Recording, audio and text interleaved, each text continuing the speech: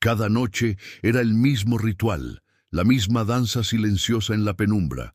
Rosa, con la respiración contenida, se enfrentaba a la escalera que conducía al segundo piso, y cada noche, sin falta, una silueta oscura comenzaba su descenso desde la oscuridad de arriba.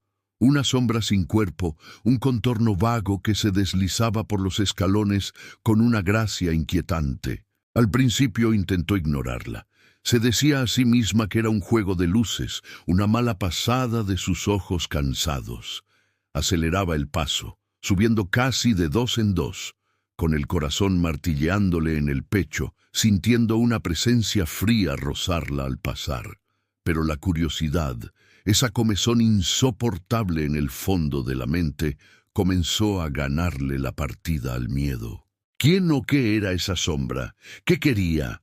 La pregunta se repetía en su mente como un eco persistente. No sentía malicia en ella, solo una presencia constante, una observación silenciosa que le erizaba la piel. Una noche, harta de la incertidumbre, decidió cambiar las reglas del juego. Al llegar al pie de la escalera, en lugar de subir precipitadamente, se detuvo. Apoyó una mano en la barandilla de madera fría y levantó la vista hacia la oscuridad del rellano superior. Esperó. El silencio de la casa era tan denso que podía oír el zumbido de la nevera en la cocina, el latido de su propio pulso en los oídos. Y entonces apareció. La sombra emergió de la negrura como tinta derramada sobre el aire y comenzó a bajar.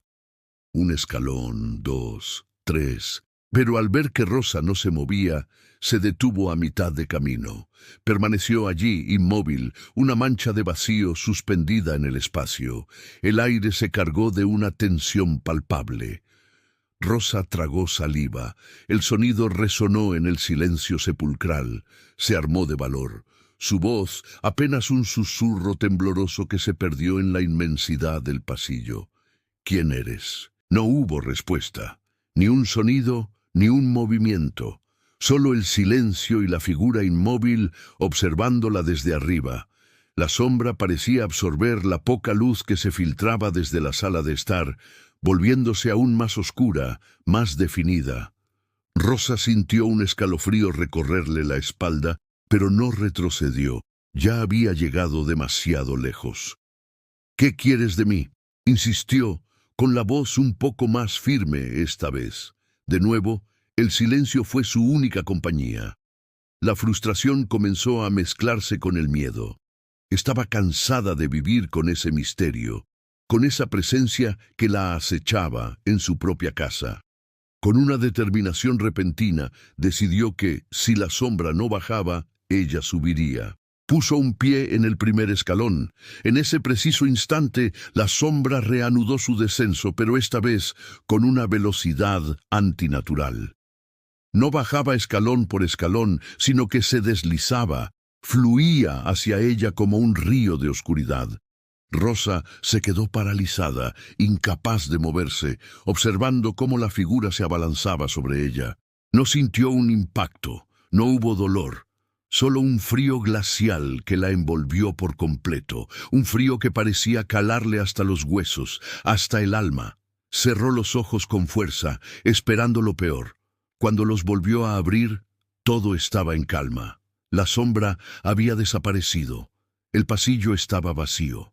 Confundida, pero extrañamente aliviada, subió corriendo el resto de la escalera y se refugió en su habitación, cerrando la puerta con llave. Se acurrucó bajo las sábanas, temblando, hasta que el agotamiento finalmente la venció. A la mañana siguiente, los primeros rayos de sol se colaban por la ventana, pintando franjas doradas en el suelo. Rosa se levantó, sintiéndose extraña, como si no hubiera dormido en absoluto. Bajó al pasillo, todavía aturdida por los acontecimientos de la noche anterior. Al pasar frente al gran espejo antiguo que colgaba en la pared del pasillo, algo la hizo detenerse. Se miró en el reflejo. Allí estaba ella, con el pelo revuelto y los ojos cansados. Pero no estaba sola. Detrás de su propio reflejo pegada a su espalda como una segunda piel, había una silueta oscura. El espejo reflejaba dos sombras fundidas en una. Pero en el pasillo, bañado por la luz del amanecer, solo había un cuerpo. Gracias por acompañarme en esta historia. Si te ha gustado y quieres más relatos como este, no olvides dejar un like y suscribirte al canal. Tu apoyo significa mucho para mí. Nos vemos en el próximo video.